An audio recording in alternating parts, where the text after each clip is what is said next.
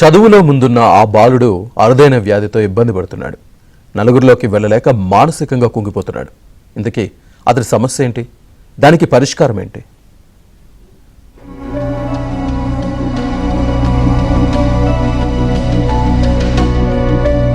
పద్నాలుగేళ్ల ఈ బాబు పేరు బాలు. శ్రీ సత్యసాయి జిల్లా కొత్త చెరువు సొంతూరు. 8వ తరగతి చదువుతున్న బాలు అరుదైన చర్మ వ్యాధితో బాధపడుతున్నాడు. ఎన్నో ఆసుపత్రుల చుట్టూ తిరిగినా అతడి సమస్య నయం కాలేదు. చర్మ వ్యాధి వల్ల బాలు మానసికంగా, సామాజికంగా ఎన్నో సమస్యలు ఎదుర్కొంటున్నాడు.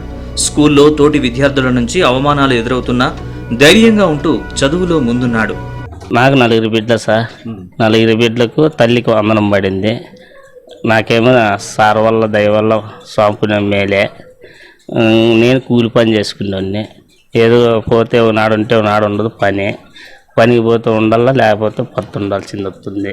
ఏదో మా వల్ల దేవుని వల్ల సార్ పుణ్యాన మాకేమో బాగా పథకాలు బాగా అందినాయి. బాగా పిల్లలకు సౌకర్యంగా బాగుంది.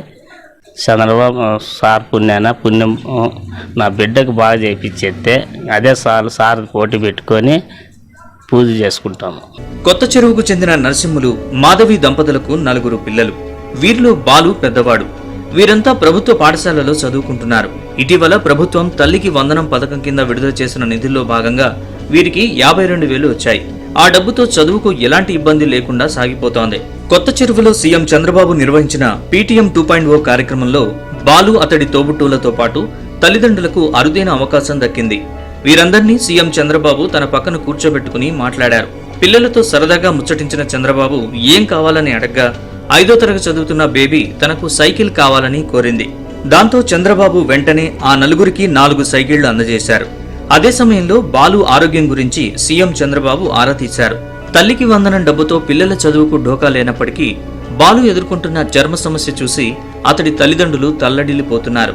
నా కొడుకు ఇట్లా హెల్త్ బాగలేదు సార్. హాస్పిటల్ మొత్తం అంతలక్క తిప్పినాను సార్. ఏమి అంటే పరీక్షరము వానికి చర్మ వ్యాధి అని చెప్పినారు సార్. అది నిదానంగా, అది మనం ఏం చేసేకి లేదమ్మా, అది రక్తకాయ చెమటకాయలు అనేది పుట్టిన లేదని చెప్పినారు సార్. చాలా చోట్ల చూపించినాం సార్. మొత్తం అనంతపురం, కదిరి, బత్తలపల్లి, హిందూపురం అంతలక్క చూపించినాం సార్. ఆ పిల్లోనికి పరిష్కారం ఏమనేది చెప్పలేదు సార్. మేము చూపించుకోలేకుండా ఉన్నాం సార్.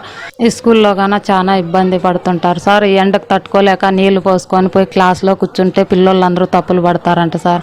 దూరంగా జరుగు, నువ్వు పాస్ పోసుకుంటావు, మా దగ్గర కూర్చోవద్దు, అది ఇది అని టార్చర్ పెడతారు సార్. పిల్లోడైతే నేను పోనమ్మా ఈ స్కూల్కి, అందరూ నన్ను తప్పులు పడతారు, నాకు ఆ స్కూలే వద్దు అన్నాడు సార్. నేను పోయి సార్ మేడం దగ్గర ఏడ్చినాను సార్.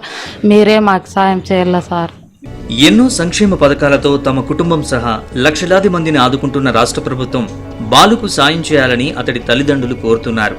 అతడికి మెరుగైన చికిత్స చేయించాలని విజ్ఞప్తి చేస్తున్నారు.